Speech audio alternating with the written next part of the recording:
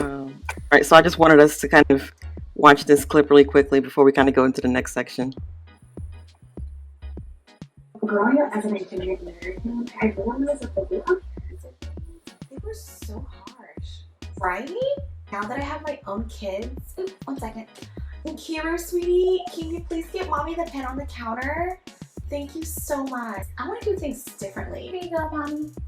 Oh, thank you, sweetie. Oh, your left hand.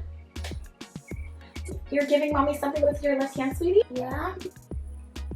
Nkiru, you are mad. You are giving me something with your left hand. Am I your mate? At your big age, you should be ashamed of yourself. I'm only 7 years old. If I deal with you this evening, don't enter your eye. Rubbish. All you know how to do is do your mouth like snake. Will you get out of my face? Idiot. Lizard. Oh my goodness. I knew I should have not had all that gluten earlier. Thank you so much, sweetie. Mommy loves you, okay? So she's actually one of my favorite content creators right now because she just embodies this African mom, African auntie, just things we grew up seeing. So kind of going back to the fond memories from childhood, I think for me, I don't know if this is really a fond memory, but just kind of my lived experience. We didn't go out as much, mostly kind of went to maybe the library or church, which kind of explains why I'm socially, awkward now. I don't like to go out. I pretty much stay at home. So I think, Amaka, you hinted at this earlier, just kind of this experience of, us not really engaging so much or not being able to relate maybe to our parents in a certain way just because of the way we were brought up, as it relates to that parenting style question, which is on the screen. So if you all kind of respond to that. But I would say one thing that I enjoyed or that I remember growing up was the functions, like the parties, which of course never started on time.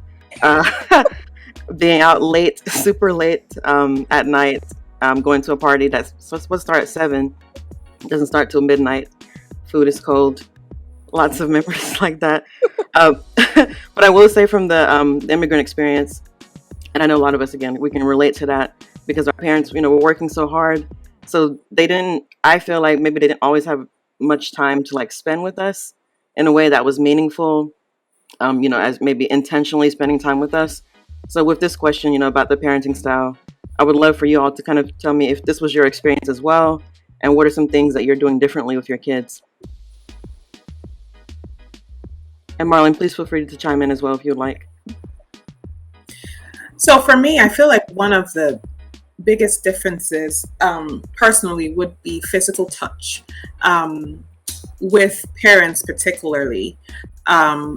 Growing up, there was not a lot of hugging and touching. Physical touch was weird. So you don't hold hands, you don't hug on your kids. I'm an Adan, I'm an only girl. So I was my dad's favorite, quote unquote, but he would show his love through maybe giving me his meat, when he's eating, I'll be the choice. Or, when he's eating, you want me to sit there. But there was never any daddy's home, hug, give me a peck, things like that. But now our kids, with my kids, there's a lot of physical affection. So I get to hug on them. They don't think it's weird to hug mommy or to get a peck from mommy.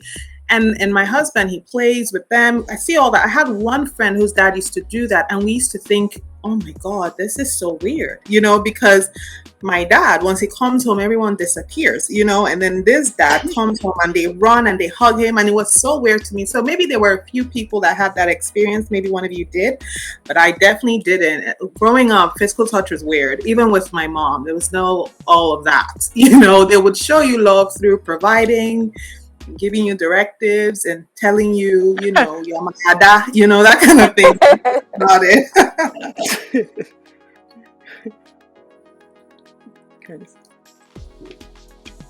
For me, I think it would be just like making my own tradition and ideologies around my culture of what I want within my household beyond like just African culture. Like in the video, she talked about how you've given me something with your left hand. And for a lot of us growing up, I don't know where you're all from, but for me, I grew up in America, but my parents were the one that came here, and so I grew up in that Liberian culture, but I didn't know much about it. And they don't take time to sit you down and be like, hey, this is what we do in Liberia. It's more like if you do something wrong, then they correct you in this, kind of rude manner or abruptly. So for me, it's more about taking time to actually sit down and talk to my son. Is still young, so he's Right. only about to be 2. So um, taking time to say, I love you. I understand why you did that. It's okay to cry, things of that nature. To really soften my touch in a way with the way I use my words around him. That's deep. Amaka, did you have something to say?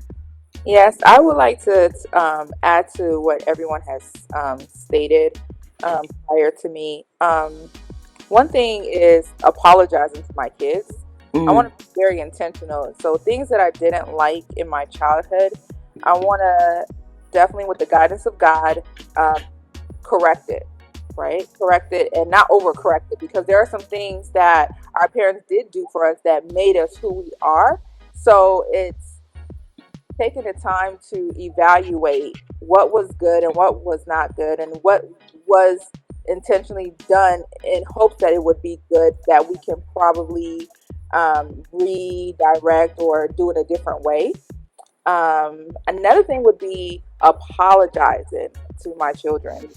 Uh, I think learning to apologize to children also teaches a child that their feelings matter and that they're validated, and that just because you're an adult, it doesn't give you the right to just violate them in whatever way, especially if you were wrong.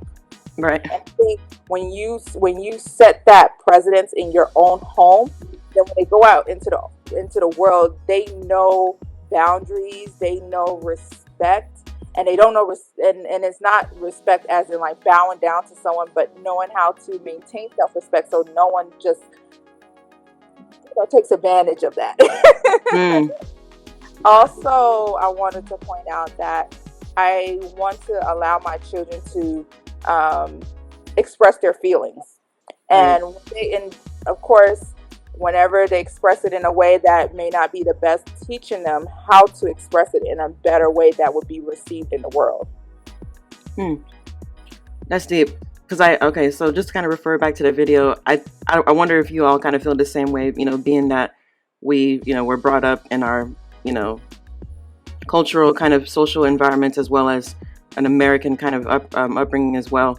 So you saw how like the mom, like she kind of had to like split between herself, like trying to be this intentional mom, and then when the daughter did something that was a little bit like, okay, like kind of brought back certain like, you can't do that. So how would you, or how do you like try to find, I guess, a balance? And I put it on the screen as well. How do you feel about like beatings and stuff like that? Of course, it's on extreme side, but like how have you kind of gone around that? If anyone cares to, if that's something that you want to talk about.